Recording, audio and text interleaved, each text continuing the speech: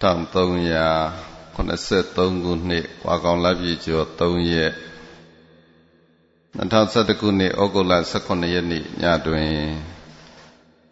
ဓမ္မတုဒ္ဒတော်ရသာသနာရေးတာ၌ဒုတိယအကြိမ်ဝါတွင်3လတရားကျင့်သုံးကြရာတွင်ဟောကြားအပ်သောတတ်ကြီး၄ပါးရှုပွားပုံတရားတော်ဘုန်းကြီးတို့ခန္ဓာကိုယ်ကိုအမကန်ထားပြီးတော့ဖွဲ့စည်းထားတဲ့ရေရေလေးမီးဆိုတဲ့တတ်ကြီး၄ပါးခန္ဓာကိုယ်မှာသိတာထင်ရှားတဲ့ဒီယုတ်တရားတွေကိုဘယ်လိုရှုရမလဲဆိုတာကိုသိစေဖို့မျက်စိမှနိကေမဟာဟတ္ထိပတောပမသုတ်တံကိုခြေခံပြီးတော့ဘုရားရှင်ရဲ့ဟောကြားချက်ကိုဟောကြားနာကြလေ့လာကြမယ်ရှေးဥစွာတရားမဟောမီတရားမနာမီမှာတရားတော်ကိုဟောကြားတော်မူခဲ့တဲ့စိန်တရားသုံးလောကထွတ်ထားသဗ္ဗညုမြတ်စွာဘုရားကိုနမောတတ္တဘုရားရှိခိုးနဲ့ရှိခိုးပူဇော်ကတော့ကြရအောင်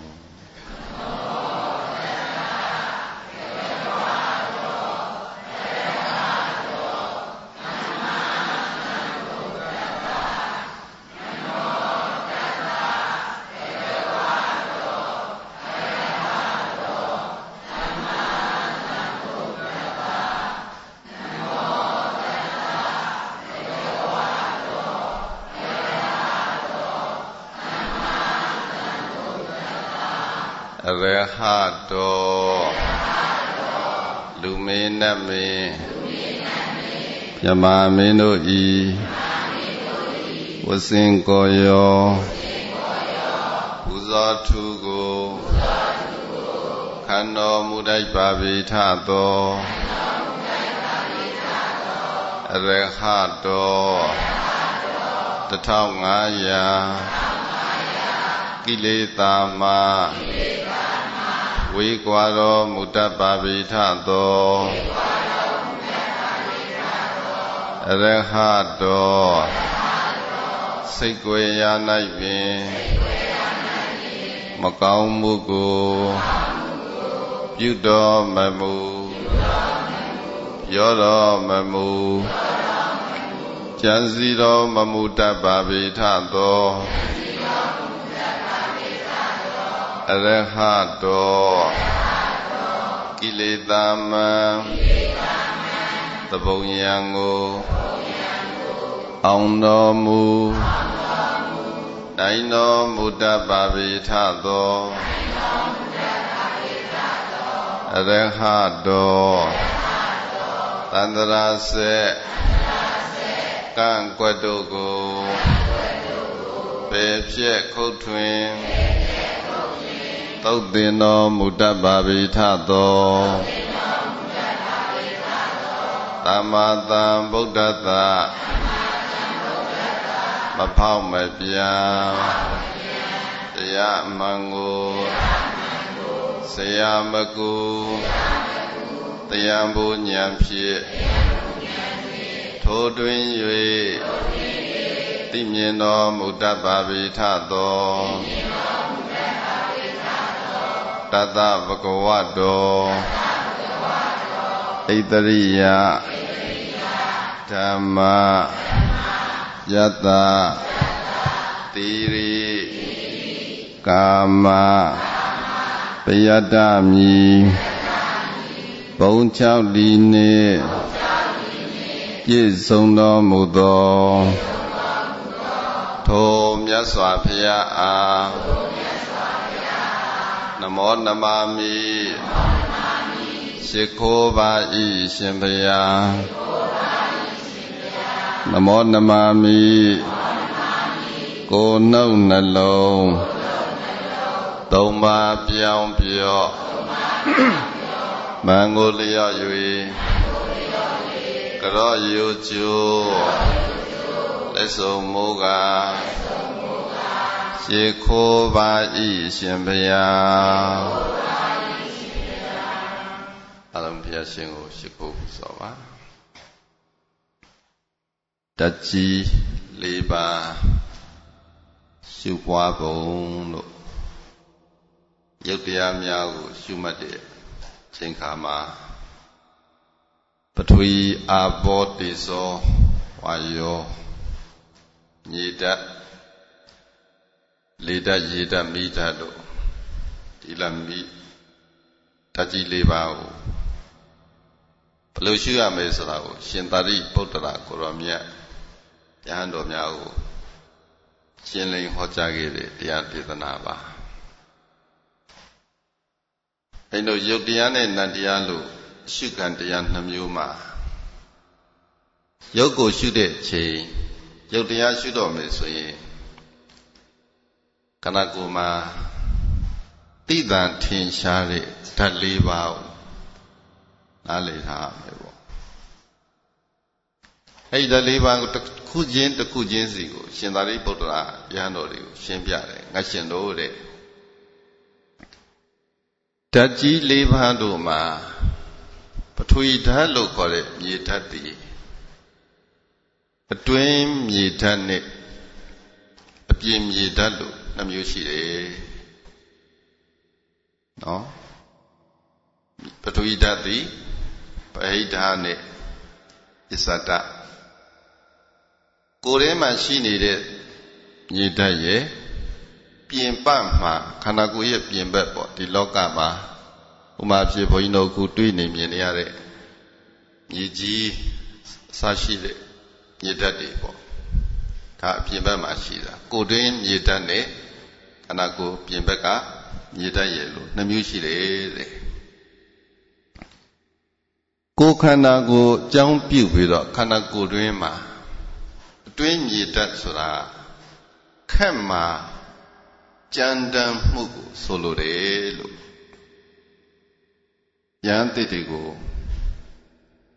ရားရှင်ဟောကြားတဲ့တရားဒေသနာအသေးစိတ်ကိုရှင်သာရိပုတ္တရာကပြန်ဟောပြတဲ့သုတ်တံတလုံးချင်းတစ်ခုစီစီကိုရှင်းပြနေတာတွင်မြေဓာတ်နဲ့ပြင်မြေဓာတ်နှမျိုးအဲ့ဒီမှာတွင်းမြေဓာတ်ဆိုတာဘယ်ဟာကိုပြောတော့ကိုယ်တွင်းမှာရှိတဲ့ကြမ်းတမ်းခက်မာမှုသည်အတွင်းမြေဓာတ်ခန္ဓာကိုယ်ထဲမှာဘုန်းကြီးတို့အမာကန်ထားပြီးတော့ကြည့်လိုက်မယ်ဆိုလို့ရှိရင်မာတဲ့စိတ်ပိုင်းကြမ်းတမ်းတဲ့အစိတ်ပိုင်းသည်မြေဓာတ်သဘောပေါ့ပထဝီဓာတ်သဘောပေါ့ဘယ်ဟာတွေကိုပြောသလဲဆိုတော့32ပါးသောကောဋ္ဌသနဲ့ပြတဲ့အခါမှာစပင်မွေးညင်ခြေသက်လက်သက်သွားအยีအသားအကျော်အယိုရိုးတွင်ခြင်စီအညွတ်အသေးအမြင့်ဖြင့်အဆုပ်ဥမဥသိအစာသေးအစာဟောင်းဟုတ်ပြီနော်စပင်မွေးညင်ခြေသက်လက်သက်သွားအยีကနေစပြီးတော့ဟိုဥမဥသိအစာသေးစာဟောင်းထိကို32ပါးသောကောဋ္ဌသမှာဒီ20သောအစိတ်ပိုင်းသည်ဗာတရားတွေတဲ့တော့ဗာတတ်တွေတဲ့မြေဓာတ်စပိန်ကန်ကြည့်လိုက်လို့ရှိရင်ကျမ်းတဲ့သဘောမရှိဘူးလားမွေးညင်းတွေခြေသက်လက်သေးတွေသွားတွေအရည်တူအရည်ပြားတွေအသားအကျော်အယိုးရိုးရင်းချင်းစီအညို့အသေးအမြင့်ဖြင့်အဆုပ်ဥမဥသိအစာသေးအစာဟောင်းဒါအလုံးသည်ကြမ်းတမ်းခက်မာတဲ့သဘောတရားတွေထင်ရှားတာမို့လို့ဘာတတ်လို့ပြောမလို့မြေဓာတ်ဒီမြေဓာတ်သည်အတွင်းမြေဓာတ်ဟုတ်ပြီလားကဲအဲ့ဒီအတွင်းမြေဓာတ်ဖြစ်တဲ့ဒီသဘောတရားလေးကိုငါရှင်တို့တဲ့အတွင်းမြေဓာတ်ဖြစ်ပါစေအပြင်မြေဓာတ်ဖြစ်ပါစေတဲ့အတွင်းမြေဓာတ်ပဲဖြစ်ဖြစ်အပြင်မြေဓာတ်ပဲဖြစ်ဖြစ်နော်ဘာဓာတ်လုံးနှစ်ခုစလုံးသည်ပထဝီဓာတ်မြေဓာတ်ပါပဲအတွင်းအပြင်ခွဲမနေနဲ့လို့ပြောတာပဲသဘောတရားချင်းတူတူပဲအပြင်ကမြေဓာတ်လည်းပထဝီဓာတ်ပဲအတွင်းကမြေဓာတ်ကလည်းပထဝီဓာတ်အပြင်ဘက်မှာရှိနေတဲ့ကြမ်းတမ်းခက်မာမှုတွေကလည်းပထဝီဓာတ်ကိုယ်တွင်းမှာရှိတဲ့ကြမ်းတမ်းခက်မာမှုကလည်းပထဝီဓာတ်တဲ့အတွင်းပါ2မျိုးစလုံးသည်မြေဓာတ်ပါတဲ့အဲ့ဒီမြေဓာတ်ကိုဘယ်လိုရှုရမလဲဆိုတော့ငါပိုင်မဟုတ်ဘူးเนาะရှုပုံရှုနည်းသွားပြီ ngã bay na mà hậu phú lộ siêu ạ ngã âu sa mà hậu phú lộ siêu ạ ngã bay nè mà hậu ngã lê mà hậu ngã âu sa lê mà hậu ngã cù lê mà hậu lộ siêu ạ ngã âu sa ngã bỏ ngã bay bỏ bây giờ ông bắt tóm mà này discipline này gọi là về phải nó ngã lộ mà siêu bộ mà mập bộ nó lâu mà tôi bộ biểu đấy cái sao bây giờ lấy ngã mà hậu phú đấy sao bây giờ lấy về ngã bay na mà hậu phú đấy sao bây giờ lấy ngã âu sa mà hậu phú đấy bắt đầu đi à đâu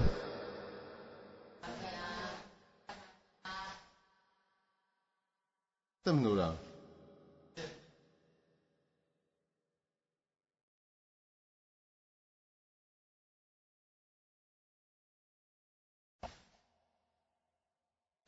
phát được đấy gì đã đấy ngã mà hậu phú ngã bay mà hậu phú ngã âu sa mà hậu phú biến mà xí này đấy gì gì mà biến mà xí thì là lỗ gì biến mà xí này đấy gì gì biểu quê đấy biểu xí đấy biểu lệ đấy biến mà miền tuyết tí ra đấy miền đất tí biểu quê biểu xí biểu lệ đất lỗ về đấy tuyết mà xí này đấy miền đất cả đấy biểu quê biểu xí biểu lệ thì tập bát địa của nãy xem bị rõ siêu ạ miền gì phải nó phải đại gì chỉ lại người ta đi ra lối xem mà chăm bị rõ mình hiểu là người ta đi ra lối xem bắt chăm đi rõ ấy thì miền gì chỉ lại xem cứ mỗi nhà đi ra đó bao nhiêu đó xóa đi nhớ đi phía bị rõ biểu đi miền biểu lên mục đích gì bao mà mục đích đấy gì bao sam mục mà bao sam mục gì đó anh em sát sam mục đi gì chỉ mà đại giải chỗ đại giải mục siêu là cái ấy đó đi như đại giải tập bát địa thì tu biểu trên này chỉ biểu đấy mà trên này chỉ mà đấy đại giáo mô lô cốt xây đánh giá bà mà phía bù cốt lô giá bà đặc khu mà phía bù cố giờ chơi gì mà giờ đánh cố phía trên này đánh đi miền gì của hội nó phải đại biểu hiện xin lô dạ là ya bu ấy thì đồ về này khả năng cô đối mà xin này đấy bắt đầu ý đã nhị đã cả lấy về biết gì đấy tập võ gì đấy biểu này đấy tập võ gì đấy cô lô gia cô sẽ đánh giá mà chỉ đấy tập võ địa gì đấy tháo chi khai nào nó cô mà đấy tập võ địa khả năng cô sẽ bay được cô mà mà này đấy tập bát địa của tuy thì mà này đấy tập bát địa của phải nó phải ta cả bắt đầu lột mà mấy gì đã lột mà gì đã lột tí miền bí solution tí miền đất tí bắt đầu đất tí ngã mà hậu ngã âu sa mà hậu ngã bay na mà hậu lột sai siêu à mà ngã xin lô đấy biến miền gì quay biểu đấy mà miền bu công khai nhé biết gì gì pháp biến biểu lệ gì thế này xa xí đấy chơi này nghe tuyên là đi đan này cái ấy lúc rồi xí biến miền đan này tuyên miền đan này nó cứ xin gì bà mà na đánh ta áp chế lấy về biến miền đan cả bù bị đó miền này nó vậy nó khả năng đấy miền đan này biến bất cả miền đan này đặc biệt bắt đầu mà lấy lúc chi bỏ bắt đầu gặp bù mà rồi biến miền gì này cô này mà xin này đấy mà đan này phải hấp bù mà rồi biến bù mà đấy ấy mà đấy miền gì đâu mà cô chi bỏ đong biểu ra đi nó ngay lên lâu đại khám mà miền gì thật chẳng quay qua đi gì đi nhớ đại khám mà miền gì biểu sinh qua đi biểu sinh qua đi gì đấy biểu hiện qua đi bị siêu làအဲ့ဒါဘာသဘောတရားပြလို့မြဲတဲ့သဘောလားမမြဲတဲ့သဘောပြင်ပမြေဓာတ်ပထဝီဓာတ်ဒီမမြဲသလိုပဲအတွင်းမြေဓာတ်ပထဝီဓာတ်ကလည်းပဲမမြဲခြင်းသဘောရှိတယ်လို့မှန်းဆိုပြီးတော့ရှင်သာရိပုတ္တရာเนาะငါဟာငါဥစ္စာဆိုပြီးတော့မဆွေးနေ ấy lô xuôi lan nì đệ bốc cổ tí yu ma miền ma thiên phá thìဖြစ်နေတယ်ရှင်ကြည့်စရာလေးပေါ့ခွန်ကြီးတို့မြေတတ်ချင်းတူတူအပြင်မြေတတ်ပြတ်တတ်သလိုအတွင်းမြေတတ်လည်းပြတ်တတ်တယ်လို့နှလုံးသွင်းစင်ခြင်းအပြင်မြေတတ်ကိုပိုင်တာမဟုတ်ဘူးလို့သိမြင်သလိုအတွင်းမြေတတ်ကိုလည်းပဲကိုပိုင်မဟုတ်ဘူးလို့သိမြင်ဟုတ်ပြီလားနောက်ဆုံးပြန်ကြည့်လို့ရှိရင်ဒီတတ်ကြီးလေးပါးဒီအကြောင်းတရားညီညွတ်တဲ့အချိန်ခါမှာဖြစ်နေတယ်အကြောင်းတရားညီညွတ်တဲ့အချိန်ခါမှာပျက်စီးသွားတယ်ခန္ဓာကိုယ်ကလည်းပဲဘာထူးလိုက်ဒီတိုင်းပေါ့အကြောင်းတရားတွေညီညွတ်ချိန်မှာဖြစ်နေမယ်အကြောင်းတရားတွေမညီညွတ်တဲ့ချိန်ခါမှာပျက်စီးသွားလိမ့်မယ်တသဘောတွေသာပဲလို့နှလုံးသွင်းပါတဲ့ကဲအဲ့ဒီလိုမစွဲလန်းတဲ့ပုဂ္ဂိုလ်ငါဥစ္စာငါဟာလို့မစွဲတဲ့ပုဂ္ဂိုလ်သည်တဲ့တပါးသူတွေကနေပြီးတော့ဆဲဆိုကြိမ်မောင်းပြောဆိုလာတဲ့အချိန်ခါမှာဒီအပြင်ကဖြစ်ပေါ်လာတဲ့အတန်အဲ့ဒီအတန်ဒီကိုယ့်ရဲ့ခန္ဓာကိုယ်တွင်းကနားနဲ့ထိခိုက်ပြီးလို့တိုက်ဆိုင်ပေါင်းစပ်ပြီးလို့အတန်ဆိုတာဖြစ်တာပဲအဲ့ဒီနားမှာဖြစ်တဲ့ဆင်းရဲဒုက္ခဝေဒနာကိုမနစ်တဲ့သဘောမကျမตายရတဲ့ဒီသဘောတည်းအကြောင်းမဲ့ဖြစ်တာမဟုတ်ဘူးအကြောင်းတရားရှိလို့ဖြစ်လာတာအဲ့လိုလေးနှလုံးသွင်းဆင်ခြင်နိုင်လို့ရှိရင်ဒီအကြောင်းတရားတွေသည်မတီးပါဘူးမမြဲပါဘူးမခိုင်ပါဘူးလို့သိထားတဲ့ပုဂ္ဂိုလ်ဒီစကလုံးတွေကလည်းမခိုင်ဘူးမမြဲဘူးမမာဘူးသူဆဲခြင်းတော့ဆဲပြောခြင်းတော့ပြောဆဲတဲ့အတန်ကလည်းပဲပြောပြီးရင်ပျောက်ပြက်သွားတာပဲကျိမ်းမောင်းတဲ့စကားကလည်းပဲပြောဆိုပြီးရင်ပျောက်ပြက်သွားတာပဲပျက်စီးမဲ့သဘောပဲပျက်စီးနေတဲ့သဘောပဲလို့သေသေးချာချာနှလုံးသွင်းဆင်ခြင်နိုင်ရင်တဲ့စိတ်ဆင်းရဲခြင်းကိုယ်ဆင်းရဲခြင်းတွေတက်တာလိမ့်မယ်ကနာနဲ့အတန်နဲ့ပေါ့ဒီနေရာမှာတော့နာဆိုတာဘုန်းကြီးတို့တကယ်ကြည့်လိုက်လို့ရှိရင်အမာတရှိတဲ့သဘောပဲအမာကန်ရှိတဲ့သဘောပဲသူ့မှာဗတ္တထင်ရှားတော့ပထဝီဓာတ်မထင်ရှားဘူးလားကဲဒီအမာကန်နဲ့အပြင်ကအတန်နဲ့ထိကိုက်မှုကလည်းထင်ရှားတယ်ဒီထိကိုက်မှုသည်အကြောင်းမဲ့ဖြစ်တာမဟုတ်ဘူးအကြောင်းရှိလို့ဖြစ်လာတာအကြောင်းတရားတွေပျောက်ပြက်သွားတဲ့အချိန်ခါမှာဒီအတန်ဆိုတာလေပျောက်ပြက်သွားမှာပဲပျောက်ဆုံးသွားမှာပဲမမြဲဘူးငါမဟုတ်ဘူးငါကိုမဟုတ်ဘူးငါဥစ္စာမဟုတ်ဘူးလို့နားလေလို့ရှိရင်တဲ့သူ့ရဲ့စိတ်တည်ကြည်လင်နေလိမ့်မယ်တကယ်လို့တဲ့တခြားတခုတယောက်ကတုတ်တိဓာတ်တွေလက်နဲ့တွေနဲ့ထိခိုက်ပုတ်ခတ်စေကမူတဲ့စိတ်ထဲမှာပြင်းမာခြင်းဒေါသမဖြစ်ဘဲနဲ့နှလုံးသွင်းဆင်ញင်နိုင်လိမ့်မယ်ဒီမြေဓာတ်ကိုသေသေးချာချာရှုပွားထားတဲ့ပုဂ္ဂိုလ်သဘောပေါက်ထားတဲ့ပုဂ္ဂိုလ်သည်အစဲဆိုလဲခံနိုင်တယ်အရိုက်နဲ့လည်းခံနိုင်တယ်ပေါ့တုံးနဲ့ရိုက်လို့နာမယ်ခဲနဲ့ပြစ်လို့နာမယ်လက်သီးနဲ့ထိုးလို့နာမယ်ပေါ့ဘလို့ပဲဖြစ်ဖြစ်ဒီအမှန်ကန်တစ်ခုခုနဲ့ထိတွေ့တဲ့အချိန်ခါမှာကိုယ်မှ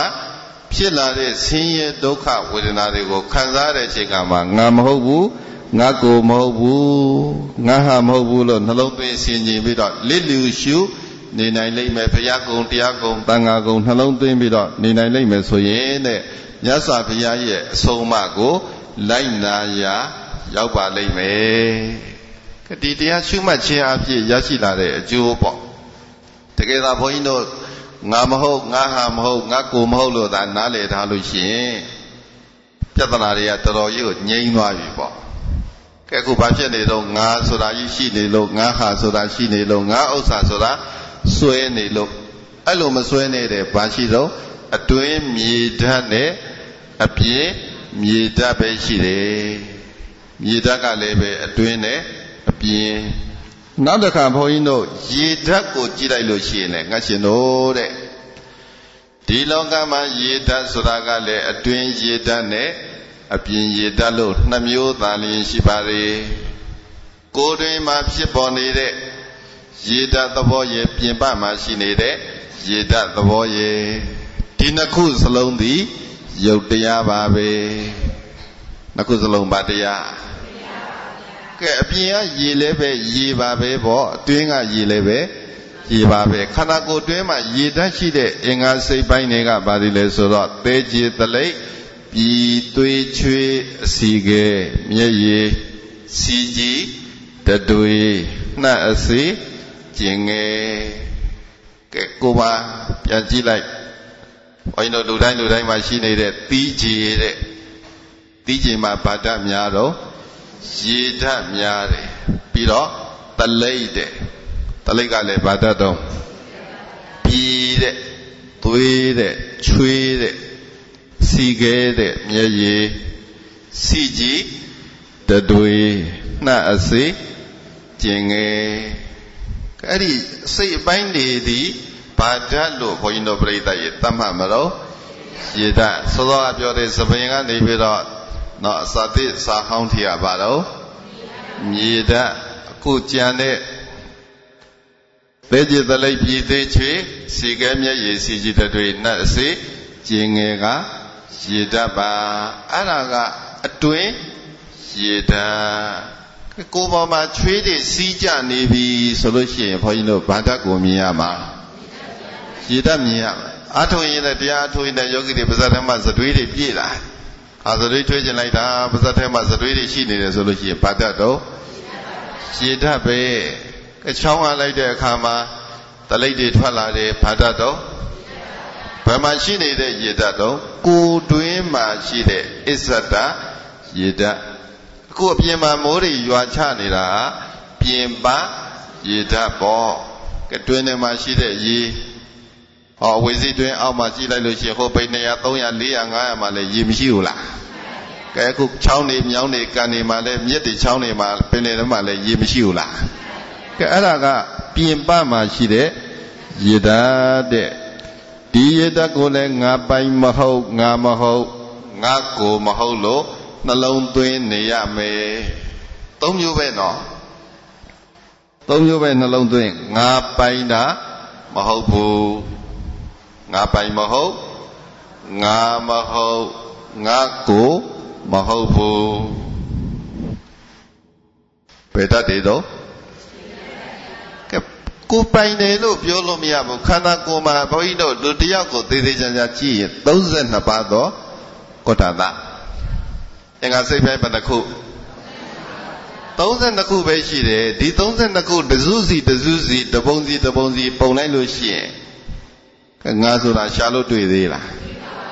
အသားတပုံအကျော်တပုံအယိုးတပုံနောက်သွေးရတပုံတလိပ်ကတပုံပြည်ရတပုံချွေးရတပုံကျင်ကြီးရတပုံကျင်ငယ်ရတပုံလိုက်ပုံထားကြည့်ဘယ်ဟာကိုငါလို့ဘုန်းကြီးတို့ပြိဿကြီးပြောလို့ရတော့ကဲကိုကထွက်တဲ့အညစ်အကြေးတွေကျင်ငယ်တို့ကျင်ကြီးတို့နေတိုင်းထွက်နေတယ်ဒါကိုငါလို့ပြောလားပြောဘူးကဲငါဟာလို့ကဘုန်းကြီးတို့ပြိဿကြီးဆွဲလားငါလည်းမဟုတ်ဘူးငါပိုင်တာလည်းမဟုတ်ဘူးငါလည်းမဟုတ်ငါပိုင်တာလည်းမဟုတ်ပါဘူးငါရဲ့ကိုယ်လည်းပဲမဟုတ်ဘူးကျင်ကြီးကျင်ငယ်တွေကိုကြည့်ကျင်ကြီးကမြေဓာတ်များတယ်ကျင်ငယ်ကရေဓာတ်များတယ်ဒါသဘောနဲ့ကြည့်ရင်မြေဓာတ်နဲ့ရေဓာတ်ပဲဒီနှစ်ခုကိုတောင်မှငါမဟုတ်ဘူးငါပိုင်မဟုတ်ဘူးငါဥစ္စာမဟုတ်ဘူးလို့နားလေနိုင်ရင်ကြံတဲ့အင်္ဂါအစိတ်ပိုင်းတွေရောဘာထူးတော့တူတူပဲဟိုမှာကျင်ကြီးမှာမြေဓာတ်များလို့သူ့ပထဝီဓာတ်လို့သတ်မှတ်တယ်လို့သဘင်ကလည်းပဲဘာဓာတ်တော့သဘင်ကလည်းပဲငါဟုတ်လားငါပိုင်ဟုတ်လားငါလည်းမဟုတ်ဘူးငါပိုင်လည်းမဟုတ်ဘူးငါကိုယ်လည်းမဟုတ်ဘူးတူတူပဲနော်ကဲဒါပေမဲ့လို့ခုနကသဘင်ကိုကြတော့ဘုန်းကြီးတို့ပြိဿကြီးတန်မိုးထားတယ်ကဲကိုခြေသက်လက်သက်ရလည်းပဲ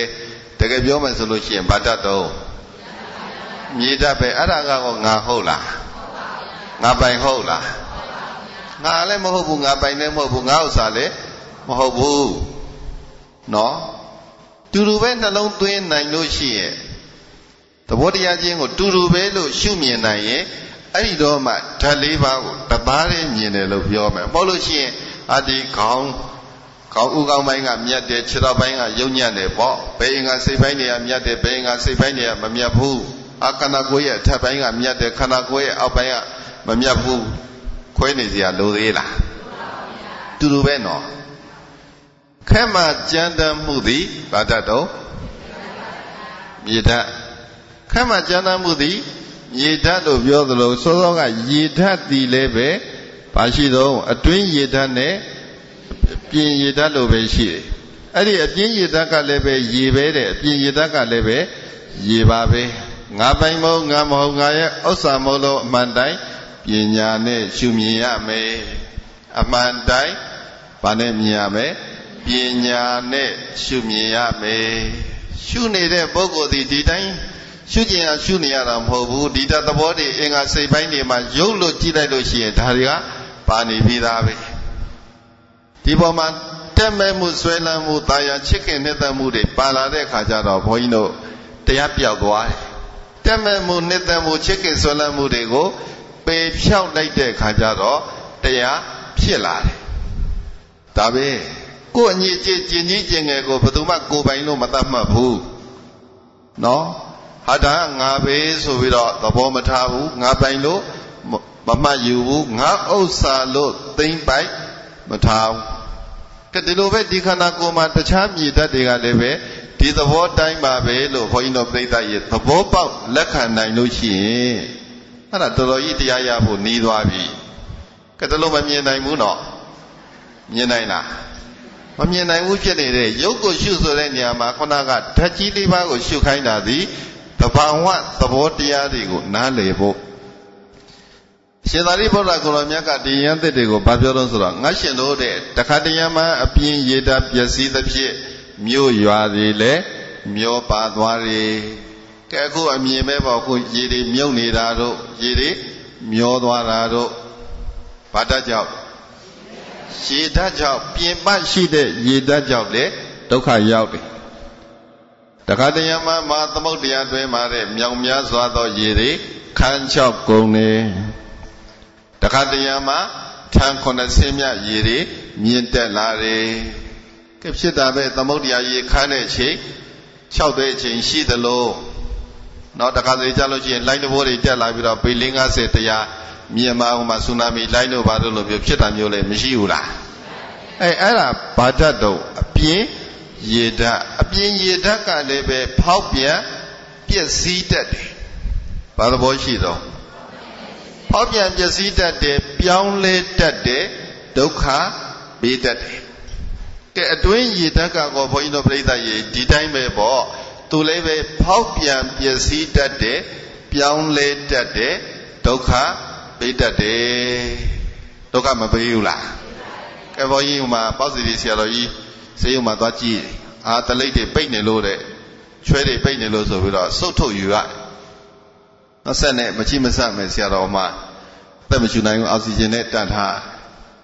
ခန္ဓာကိုယ်ထဲမှာလေမရနိုင်လို့ဆက်အကူညီနဲ့လှုပ်ပေးရတယ်အထဲမှာရှိနေတဲ့ချွဲတလိပ်တွေကစုတ်ပိတ်နေလို့ဆက်အကူညီနဲ့လှုပ်ပေးရတယ်စီးမသွားနိုင်လို့ဟိုမှာစီစိတ်ရှိတော့ပိုက်တွေထိုးတဲ့ဟိုဆွဒီဆွနေမှာသွေးတွေထွက်ဘာတွေထွက်နေဒုက္ခတွေရောက်တယ်ဘာလို့ဆိုလို့ရှိရင်ဒီတသဘောတည်သည်ကိုယ့်ကိုကောင်းကျိုးပြုတရားရောင်နဲ့ဒုက္ခမပေးဘူးလားကဲဉာဏ်သူမျိုး၅ပါးထဲမှာဘုန်းကြီးတို့ရေတို့မီးတို့မထည့်ထားဘူးလား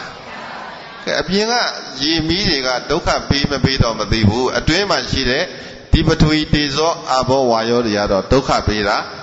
ကျင်းသေးပဲသူတို့ဖောက်ပြန်လာပြီဆိုလို့ရှိရင်ကိုယ်မှာကောင်းကျိုးနဲ့မကောင်းကျိုးဘယ်ဟာများတော့ကဲမဖောက်ပြန်တဲ့အချိန်အောင်ရှိလားတမျိုးပြီးတမျိုးဖြစ်နေတာနော်ဟာနှာစီးပြန်ပြီးချောင်းဆိုးပြန်ပြီးခေါင်းကိုက်ပြန်ပြီးဘိုင်းအောက်ပြန်ပြီးစကြောတက်ပြန်ပြီးတပါးတွေတုံးဓာတ်တရားတွေတသဘောတရားတွေဖောက်ပြန်နေတာဓာတ်ကြီးလေးပါမညီမညွတ်မမျှမတဖြစ်တဲ့ချိန်ခါမှာခံနေရတာကဲဒီဓာတ်တွေလို့သာဘုန်းကြီးတို့မြင်လို့ရှိရင်ဒီခန္ဓာကိုယ်ကိုငါလို့တတ်မှတ်လို့စွဲလို့ရသေးလားစွဲအောင်မလားငါမဟုတ်ဘူးကဲငါပိုင်တယ်လို့ကိုပြောလို့ရလားကဲမပိုင်လို့သူအမျိုးမျိုးကိုနှိမ့်ဆက်နေတာပေါ့ငါလည်းမဟုတ်ဘူးငါပိုင်လည်းမဟုတ်ပါဘူးငါဥစ္စာငါပစ္စည်းလည်းမဟုတ်ပါဘူး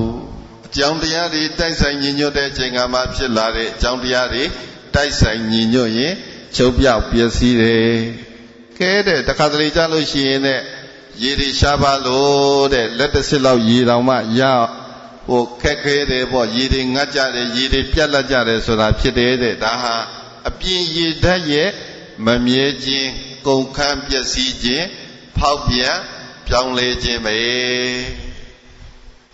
ဒီအပြင်ရေဓာတ်နဲ့အတွင်းရေဓာတ်ခွဲပြတာဒီအပြင်ရေဓာတ်ကသိတာတယ်ပေါ့ချောင်းနေမြောင်းနေကြည့်လိုက်မိုးရင်းကြတော့ဟာရေတွေများလိုက်တာရှာလိုက်တာတော့အိမ်တွေတောင်မြုပ်ကုန်တယ်လူတွေတောင်ဒုက္ခရောက်တယ်ຫນွေကြတော့အဲ့ဒီချောင်းမြောင်းတွေတိမ်ကောပြီးတော့ရေမရှိပြန်တော့လူတွေဒုက္ခမရဘူးလားကဲများတော့လေဒုက္ခနဲတော့လေဒုက္ခဘာပဲရှိတော့သူတို့ရဲ့အတွင်းသဘောတည်ဖောက်ပြန်ခြင်းပြောင်းလဲခြင်းပျက်စီးခြင်းပဲရှိတယ်ဆိုလိုတာကောင်းတာမပါဘူးပေါ့များလို့တော့လည်းမကောင်းဘူးနဲလို့တော့လည်းမကောင်းဘူးရှိတော့လည်းမကောင်းဘူးမရှိတော့လည်းမကောင်းဘူးဆိုတာဒီတတ်တရားတွေပါတဲ့အပြင်းရတဲ့ရဲ့မမြဲခြင်းကုန်ခန်းခြင်းပေါက်ပြန်ပြောင်းလဲခြင်းသည်ထင်ရှားသလိုပဲဒီခန္ဓာကိုယ်တွင်မှရှိနေတဲ့ရေဓာတ်ကလည်းမမြဲပေါက်ပြန်ပြောင်းလဲပျက်စီးတယ်ဒါကြောင့်ဘလို့လုပ်ပြီးတော့တဲ့ဒီခန္ဓာကိုယ်ငါကိုငါဥစ္စာဆိုပြီးတော့ဆွဲယူဖို့သင့်ပါလေကဲဆွဲယူဖို့သင့်လားမသင့်ဘူးလားမဆွဲဖို့လို့ကိုဘုန်းကြီးတို့ကအဲ့ဒါအမှန်ကိုသိအောင်လို့ဉာဏ်နဲ့ဆင်ញင်ကြည့်နေတာနော်ကဲရုပ်ကိုရှုတယ်ဆိုတာဒီရုပ်တရားတွေဒီငါမဟုတ်ဘူးလို့ကြည့်နေတာဒီဆွဲဖို့လားမဆွဲဖို့လားအမှန်မြင်ဖို့လားအမှားမြင်ဖို့ကဲသူ့တိုင်းသူဖြစ်နေတာဒီရုပ်တရားတွေကြည့်သူဖြစ်ချင်တိုင်းကိုဖြစ်နေတယ်သူဖောက်ပြန်ခြင်းတိုင်းဖောက်ပြန်နေတယ်နာကျင်တာပဲကျင်ကျင်တာပဲဘလောက်ပဲသူဂယုဆိုင်ပြီးတော့တေသေးချာချာထိုင်တေသေးချာချာဂယုဆိုင်အလေးတစားနဲ့ဘလောက်ပဲပြုပြင်မရဘူးဒါကိုမြင်အောင်လို့ကိုဘုန်းကြီးတို့ဓာတ်လေးပါခွဲကြည့်ရကိုအတိဝိသမ္မာသုတ်တန်ကြတော့ဒီဓာတ်ကြီးလေးပါကိုမွေစိုးကြီး၄ကောင်နဲ့တောင်နှိုင်းတာတဲ့ကဲစိတ်ရှိတဲ့မွေစိုးကြီးတွေကိုခန္ဓာထဲမှာလောင်သားသလိုပဲတဲ့မွေစိုးကြီးတွေအချိန်မရွေးကိုပေါက်နိုင်တယ်ပေါ့ဒီမွေစိုးကြီးတွေရဲ့စိတ်နဲ့သာထိတွေ့လို့ရှိရင်အချိန်မရွေးသေချေပျက်စီးသွားနိုင်တယ်သေလို့မျောပါခံစားရနိုင်တယ်အဲ့ဒီလိုပဲဓာတ်ကြီးလေးပါးကလည်းဖောက်ပြန်ပြောင်းလဲရင်သေခြင်းလည်းသေသွားနိုင်တယ်တဲ့မသေရင်တော့မှသေလို့နိဗ္ဗာန်ကိုမခံရဘူးလားကဲသေလို့နိဗ္ဗာန်မဖြစ်ဘူးတတ်ညာလောက်ပဲဖြစ်တယ်ဆိုရင်တော့မှဘုန်းကြီးတို့မခံကြည့်မခံသာဖြစ်ရတာပဲပထဝီဓာတ်နော်ဘာဓာတ်တော့ပထဝီဓာတ်ကမြေဓာတ်အာဘောဓာတ်ကရေဓာတ်နောက်တခါငါရှင်တို့တဲ့ဒီမီးဓာတ်ကိုကြတော့ဘယ်လိုရှုမလဲဆိုတော့မီးဓာတ်ကလည်းအပြင်မီးဓာတ်နဲ့အတွင်းမီးဓာတ်လို့နှမျိုးရှိတယ်တဲ့ခန္ဓာကိုယ်ကိုဆွဲမိဖြစ်နေတဲ့မီးနဲ့မိဘဝင်တဲ့ရုပ်တရားပေါင်းသည်အတွင်းမီးဓာတ်ပါကိုယ်ထဲမှာရှိနေတဲ့သဘောတရားဘာတွေလို့ဆိုလို့ရှိရင်ပြင်းစွာပူလောင်ခြင်းဆွေးမြေ့ရင့်ကျက်ခြင်းလောင်ကျွမ်းခြင်းအစာကြည်ကျက်ခြင်းတို့ကိုပြုတတ်တဲ့သဘောတရားသည်မိတ္တပါခန္ဓာကိုယ်မှာတစ်ခါလေကြားလို့ရှိရင်ပူချစ်နေတယ်ဆိုတာဘာတတ်တော့အိုက်လိုက်တာပူလိုက်တာဆိုပြီးတော့ချွေးတွေစီးကြတဲ့အထိကိုဖြစ်လာတာဘာတတ်တော့ကဲခန္ဓာကိုယ်မှာပြင်းစွာပူလောင်ခြင်းဆွေးမြေ့ရင့်ကျက်ခြင်းဆွေးမြေ့ရင့်ကျက်ခြင်းဆိုတာလူတွေကိုအိုးအောင်လုပ်နေတာပေါ့ဟောလူတွေတဖြည်းဖြည်းနဲ့ဘုန်းကြီးတို့အဲ့ဒီတေဇောဓာတ်ကြောင့်ပဲအသက်ရှင်ရသလိုတေဇောဓာတ်ကြောင့်ပဲအိုရတယ်ကိုယ်ထဲမှာရှိနေတဲ့ကိုငွေ့လို့ပြောကြတာပေါ့အရခေါ်အပြစ်ဆိုလို့ရှိရင်ကိုငွေ့အဲ့ဒီကိုငွေ့လေးရှိသေးတယ်ဆိုလို့ရှိရင်အသက်ရှိနေသေးတယ်ပေါ့ကဲလူတယောက်သေဆုံးကွယ်လွန်သွားတဲ့အချိန်ခါမှာအသက်ရှိလားမရှိလားဆိုတာဘာနဲ့စမ်းတော့ကိုငွေ့နဲ့စမ်းကြည့်တာဟာကိုငွေ့ဘာမှမရှိတော့ဘူးအေးဆက်နေပြီဆိုလို့ရှိရင်သူကတိသွားပြီနော်ကဲအသက်ရှင်နေတာလည်းပဲဒီတေဇောဓာတ်မလို့လားအသက်ရှင်နေတာလည်းသူ့ကြောင့်ပဲအိုနေတာလည်းပဲသူ့ကြောင့်ပဲတဖြည်းဖြည်းနဲ့ရင့်ကျက်လာတယ်ရင့်ရော်လာတယ်မသိပင်နေတရွတ်တွေကြည့်ပေါ့ပထမဆုံးကစိတ်နှုတ်ဖတ်နေတာတဖြည်းဖြည်းနဲ့ရင့်လာနောက်ကြတော့ဝါလာ ဝါလာပြီးတဲ့အခါမှာကျွေသွားတယ်ဘာတတ်တော့တိဇောဓာတ်ပဲအပူရှင်ကြောင့်ဖြစ်တာကိုယ်ပါလေးပဲဒီလိုပဲငငယ်တုန်းကရုပ်စင်နဲ့အခုတဖြည်းဖြည်းအသက်အရွယ်ကြီးလာတဲ့ရုပ်စင်နဲ့မတူတော့အသားတွေတွန့်လိမ့်လာတယ်အာအင်းတွေကုန်ခန်းလာတယ်ယောဂပေါင်းစုံဝင်လာတယ်ဘာတတ်ကြောင့်ပဲလေတိဇောဓာတ်ပဲဒါပေမဲ့ तू မရှိလို့မရပြန်ဘူး तू မရှိတော့တာနဲ့ဘုန်းကြီးတို့အသက်ကောရှိသေးလားအသက်လည်းမရှိတော့ဘူးတိဇောဓာတ်နော်အပြင်းထန်ပူလောင်ခြင်းဆွေးမြေ့ရင့်ကျက်ခြင်းလောင်ကျွမ်းခြင်းအစာခြေဖြက်ခြင်းတဲ့ခုစာကြည့်တဲ့ဆိုတာအတွင်းကပါစကဝမ်းမီလို့သုံးတယ်ပါစကဝမ်းမီကောင်းတဲ့သူကဘာဖြစ်တော့အစာကြည့်တယ်ဝမ်းမီမကောင်းတဲ့သူကအစာမကြည့်ဘူးကဲသူဒီအစာတွေဘုန်းကြီးတို့ဗဇက်ကနေပြီးတော့ဝါချမျိုးချလိုက်တဲ့အစာတွေအတွင်းကမီးရှို့ပြစ်တယ်လို့ပဲဒီအစာတွေစားလိုက်တော့ကဘလောက်ပဲဝါတယ်ပြောမကြည်ညက်ဘူးမကြည်ညက်ဘူးရေနဲ့ဒီအစာတွေနဲ့ရောနှောပြီးတော့အောက်ကဘာစကဝမ်းမီးကလောင်ကျွမ်းပြစ်လိုက်တော့မှအစာကညက်သွားတယ်ခုထမင်းဟင်းချက်တဲ့အခါမှာကြည့်ပေါ့ထမင်းနဲ့ဟင်းတွေအကုန်လုံးရောထည့်ပြီးတော့ဒီတိုင်းထားခဏဝါသလိုမျိုးထိုးနဲ့ခြေပြီးတော့အိုးတွေထည့်ထားမကြည်သွားဘူးမပျော်သွားဘူးအောက်ကနေမီးအပူပေးလိုက်လို့ရှိရင်ပျော်ဝင်သွားကြည်သွားတယ်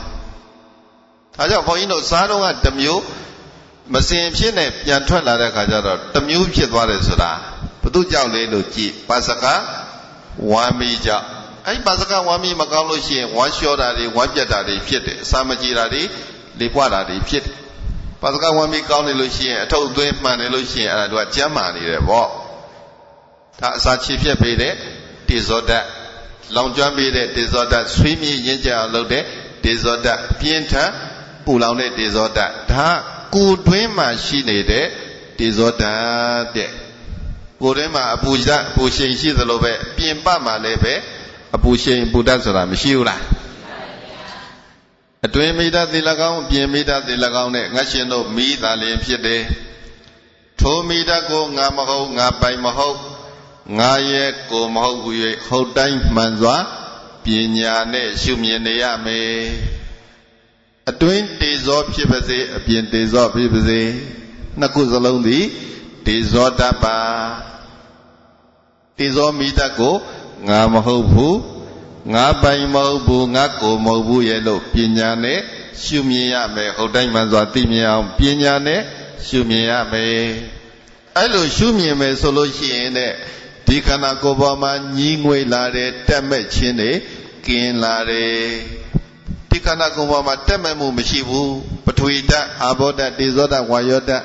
ဓာတ်ကြီး၄ပါးသာလျင်ဖြစ်တယ်လို့တကယ်သဘောပေါက်တဲ့ပုဂ္ဂိုလ်ဒီကိုယ်ခန္ဓာကိုယ်မှာတွေ့တာတက်မဲ့မှုဆိုတာရှိအောင်မလားမရှိတာကျင်းသေးတယ်နော်ကဲအခုအဲ့လိုမမြင်နိုင်တဲ့အခါကျတော့ငါပါလို့မြင်တယ်ငါဥစ္စာလို့မြင်တယ်ငါခန္ဓာလို့မြင်တယ်ငါအင်္ဂါစိတ်ပိုင်းလို့မြင်တယ်ငါသပင်ငါမျက်လုံးငါနားငါတက်ငါခြေဒီလိုမြင်တဲ့အခါကျတော့တွေ့တာတွေတက်မဲ့တာတွေနှစ်သက်တာတွေမလာဘူးလားကဲအဲ့ဒီတဏှာဒိဋ္ဌိမာနကင်းပြောက်အောင်များမလို့ဘူးဘုန်းကြီးတို့ဓာတ်သဘောတွေကိုသာအသေးစိတ်သေချာရှုဓာတုမနတေကာရဓာတ်ကမ္မထံဆိုတာရှေ့ရဆရာတော်ကြီးတွေလည်းတော်တော်များနှလုံးသွင်းသွားကြတယ်အထူးသဖြင့်ဘုန်းကြီးတို့ဒီမော်ပြင်းနယ်ပေါ့တပည့်အိမ်တော်ရမှာသတင်းသုံးသားတဲ့ဆရာတော်ဘုရားကြီးရဟန္တာလို့ကြော်ကြားပါတယ်ဆရာတော်ကြီးဆိုလို့ရှိရင်အဲ့ဒါသူနှလုံးသွင်းတဲ့ကမ္မထံကဒီဓာတုမနတေကာရဓာတ်၄ပါးရှုပွားပြီးတော့ဓာတ်ကမ္မထံကိုပွားများခြင်းပဲပြန်ခွဲကြည့်နေတာကိုဓာတ်ခွဲနေတာပေါ့ဓာတ်ဘယ်နှမျိုးပဲရှိတော့၄မျိုးပထဝီအာဘောတေဇောဝါယောငါရှင်တို့အပြင်မိဓာတ်ပျက်စီးသဖြင့်တရားတခါမျိုးရွာတို့ကိုလောင်ကျွမ်းခြင်းတခါတရံစိမ့်ဆိုသောအရာဝတ္ထုကြောက်တောင်းရည်တို့ကြောင့်မိငိမ့်ခြင်းမိရဲ့အစွမ်းတတ္တိတွေတခါတလေမှမျိုးတွေရွာတွေမိလောင်နေဆိုလို့ရှိရင်လူတွေဒုက္ခမရဘူးလားအဲ့ဒါဘာတတ်တော့တိ တေဇောတတ်ပဲမိတတ်ပဲတခါတလေကြလို့ရှိရင်တဲ့အဲ့ဒီမိတွေလိုအပ်တဲ့အချိန်ကမှမရပြန်တဲ့ခါလေဒုက္ခပဲမိမရှိတော့ဘုန်းကြီးတို့နေလို့ရလားကဲချက်ပြုတ်စားမယ်ဆိုလည်းပဲဘာလို့တော့မိလိုတာပဲဟိုမှာအမတမအေးတဲ့ရက်ဒေသတွေမှာညညကြလို့ရှိရင်တော့မိဖို့မိလင်းဖို့ဖို့ထားတယ်အဲ့ဒီမိဘူးရှိမရှိရင်မနေတာဘူးရှိတော့လေဒုက္ခမရှိတော့လေဒုက္ခအပြင်ကမိတတ်ကဒုက္ခပြီးပုံသည်သိတာထင်ရှားတယ်ပူတဲ့ခါမှာရာသီဥတုတွေပြင်းထန်ပူတဲ့ခါမှာဟာပူလိုက်တာအိုက်လိုက်တာရေတွေလည်းခန်းကုန်ပြီနော်လူတွေလည်းမနေနိုင်တော့ဘူးဆိုပြီးတော့ဘုန်းကြီးတို့ဒုက္ခမရဘူးလားကဲအဲ့ဒါလည်းပဲဘာတတ်ကြောင့်မိတတ်ကြောင့်ပဲနော်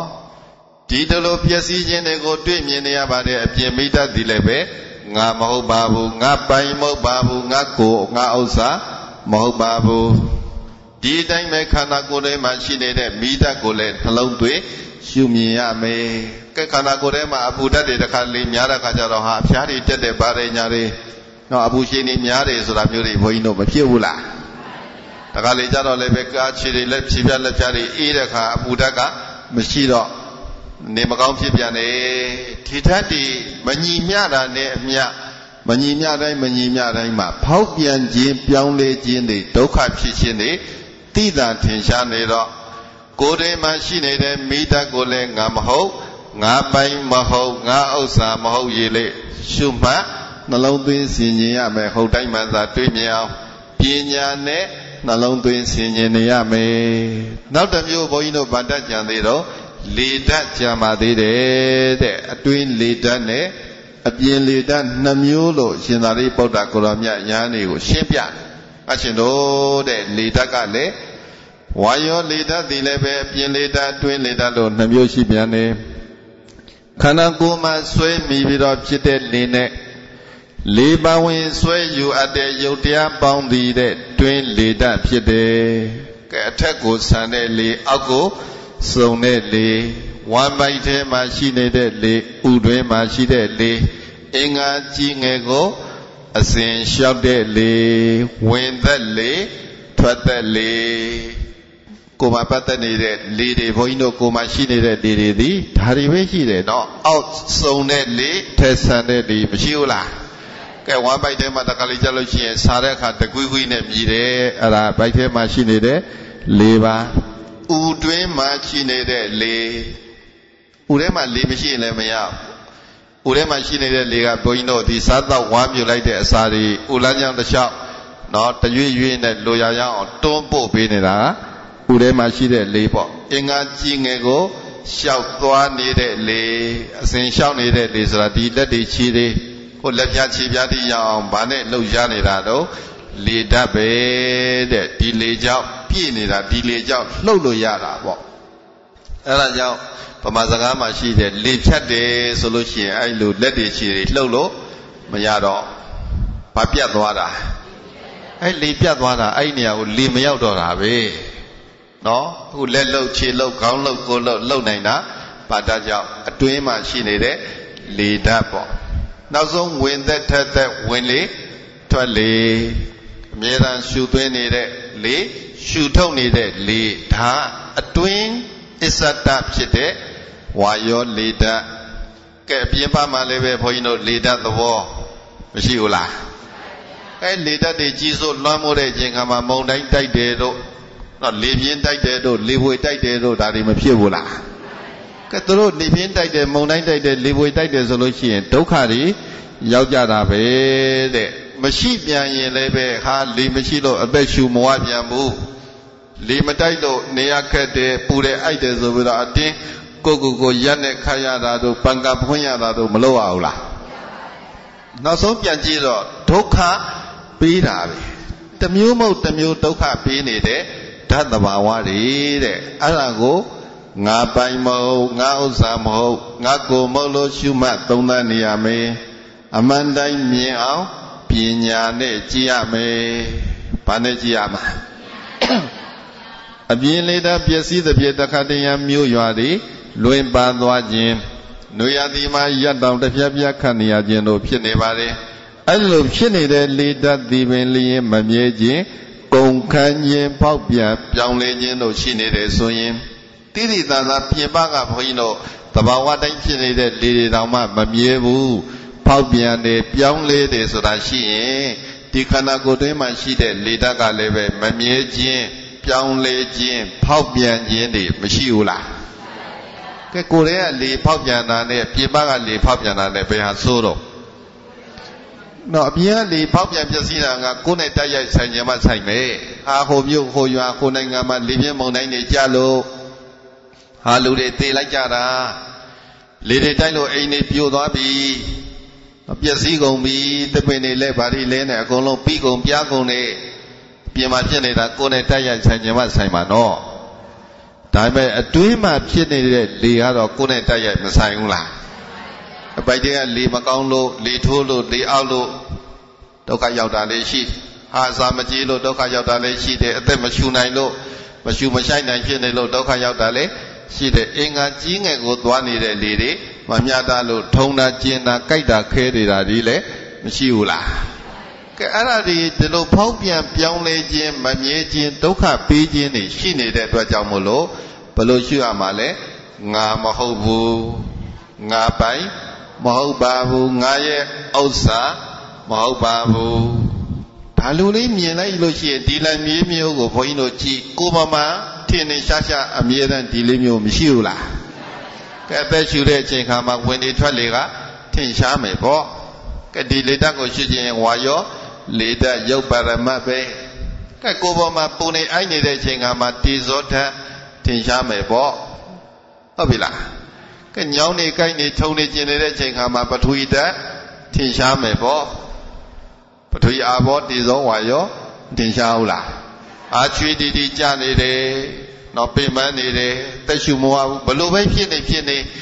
ဒီခန္ဓာကိုယ်မှာတတိထားခွဲခြားပြီးတော့ဘုန်းကြီးတို့ကြည်နေရမှာသည်အမာကန်ရှိတဲ့အတွင်းဖြစ်တဲ့ဓာတ်လေးပါဒီဓာတ်လေးပါကိုငါပိုင်မဟုတ်ဘူးငါဥစ္စာမဟုတ်ဘူးငါကိုယ်မဟုတ်ဘူးလို့သာရှုနိုင်ရင်အမှန်ကိုမြင်ခြင်းပဲဘာမြင်မှာခဲအဲ့လိုမှမမြင်သေးရင်အမှန်မြင်မှာပါရုပ်ရှုဆိုတာဒီဘုန်းကြီးတို့ပြိဿရေငါလို့မမြင်အောင်လို့ရှုခိုင်းတာငါပိုင်မဟုတ်ဘူးလို့သိအောင်လို့ရှုခိုင်းတာငါဥစ္စာမဟုတ်ဘူးလို့နားလည်အောင်ရှုခိုင်းတာကဲဒါချက်ကိုပို့ပြီးတော့မြင်နိုင်လို့ရှိရင်မမြဲခြင်းတွေဆင်းရဲခြင်းတွေအဆိုးမြတ်ခြင်းတွေဒီယုတ်တရားမှာမသိတာဘူးလားကဲဒီယုတ်တရားတွေအမျိုးမျိုးပြောင်းနေတယ်အပြင်လေကလည်းပြောင်းသလိုအတွင်းလေကလည်းပြောင်းတာပဲအပင်မီးကလည်းပြောင်းသလိုအတွင်းမီးကလည်းပြောင်းတာပဲဆိုတော့မြဲတာလားမမြဲတာကဲအပြင်ကလေကလည်းဒုက္ခပေးသလိုအတွင်းလေကလည်းပဲဒုက္ခပေးတော့ဆင်းရဲတာလားချမ်းသာတာတော့အနိစ္စဒုက္ခကိုယ်အလိုကိုမလိုက်ဘူးကိုယ်ကြိုက်မပါဘူးကိုယ်သဘောတိုင်းကိုယ်သဘောကျဘာတစ်ခုမှမဖြစ်ဘူးဆိုတော့ဘုန်းကြီးတို့အနတ္တလားအတ္တလားကဲဒီတော့ဒီတဘာဝ၄ခုကိုဉာဏ်နဲ့မြင်အောင်ကြည့်နိုင်ရင်လေဓာတ်ကြီးလေးပါရှုနိုင်လေပဲတရားမရဘူးလားတရားမရသေးရင်တော့မှအဲ့လိုရှုနိုင်တဲ့ပုဂ္ဂိုလ်ဒီတော်တော်ကြီးကိုသိခံနိုင်ပြီတဲ့ဆေးဆိုကြိမ်မောင်ပြောဆိုလာရင်လည်းပဲဘာမှမဟုတ်ပါဘူးဒါလေပဲပေါ့အဲလေတန်စကားတန်နေဆိုလို့ရှိရင်ဒါလေပဲရှုနိုင်သွားပြီနော်ကဲကိုစိတ်ထဲမှာမကန်ကြီးမကန်သားဘာမှမဖြစ်တော့ထိမ့်ချုပ်နိုင်သွားတယ်သိခံနိုင်သွားတယ်အကုသိုလ်တွေနေသွားတယ်ကဲသူ့အကြောင်းတရားရှိလို့ဖြစ်လာတာတွေအကြောင်းတရားဖောက်ပြန်ပျက်စီးသွားရင်ပျက်စီးသွားမှာပဲအချိန်ကြလို့ဖြစ်လာတာသူ့အချိန်ကုန်ရင်ပြတ်သွားမှာပဲဒီတိုင်းတော့မနေဘူးဒီတိုင်းတော့အမြဲတမ်းဖြစ်မနေဘူးကဲတခွန်းခွန်းသူများကိုပြောလိုက်တဲ့စကားကိုမကျေနပ်ဘူးမကျေနပ်ဘူးဆိုတာကြည့်ပေါ့သူပြောလိုက်တဲ့စကားကပြောပြီးရင်ရှိသေးလားပြောပြီးရင်ပျောက်သွားပြီမကျေနပ်ဘူးဆိုတာကိုယ်စိတ်ကစွဲနေလို့ကဲဒါပဲထက်ကစဉ်းစားဒါပဲတခါကြားရောင်ငါသလိုပြောရလားငါသလိုပြောရလားဆိုပြီးတော့မခံကြီးမခံသာဖြစ်နေတဲ့အခါကျတော့ထက်ကနဲ့ကုသိုလ်ဖြစ်လားအကုသိုလ်ဖြစ်လားကဲပြောပြီးပျောက်သွားပြီလို့သာနှလုံးသွင်းနိုင်ရင်မမြဲဘူးလို့သာနှလုံးသွင်းနိုင်လို့ရှိရင်ဘုန်းကြီးတို့ပြိဿဒုက္ခမများတော့နော်ဒီလိုပဲနှိမ့်ဆက်တဲ့သဘောဒုက္ခပေးတဲ့သဘောရှိမှာပဲဒုက္ခပေးနေတာပဲပြောင်းလဲဖောက်ပြန်ခြင်းနေတာရှိနေတာပဲကိုယ်အလိုကြကိုယ်စိတ်တိုင်းညာ ဘာမှမဖြစ်ပါဘူးလို့နားလေသိမြင်အောင်တဲ့ရုပ်ဓာတ်လို့ခေါ်တဲ့ရုပ်တရားအစုမှာအမာကံဖြစ်တဲ့ပထဝီတေဇောအာဘောဝါယောပမာလို့ပြောလို့ရှိရင်မြေရေလေမီးဆိုတဲ့ဓာတ်ကြီး၄ပါးကိုယ်တွင်းမှာရှိနေတာကိုထင်ရှားမြင်အောင်ဉာဏ်နဲ့ရှာဖွေပြီးတော့ကြည်ဉာဏ်နဲ့ဆင်ခြင်နှလုံးသွင်းပြီးတော့ရှုမှတ်ပါလို့အရှင်မြတ်ခေါ်ကြားခဲ့တဲ့တရားဒေသနာဘုန်းကြီးတို့ရှုပုံရှုနည်းနားလည်အောင်ရှင်းလင်းခေါ်ကြားပေးပါတယ်ရှုမှတ်ပွားများအထုတ်နိုင်ကြသဖြင့်ဒုက္ခခတ်သိမ်းချုပ်ငြိမ်းရာမှန်မြတ်နိဗ္ဗာန်ကိုလင်းမြန်ထုတ်ချောက်ရနိုင်ရောက်နိုင်မျက်မှောက်ပြုနိုင်ကြပါစေကုန်သတည်း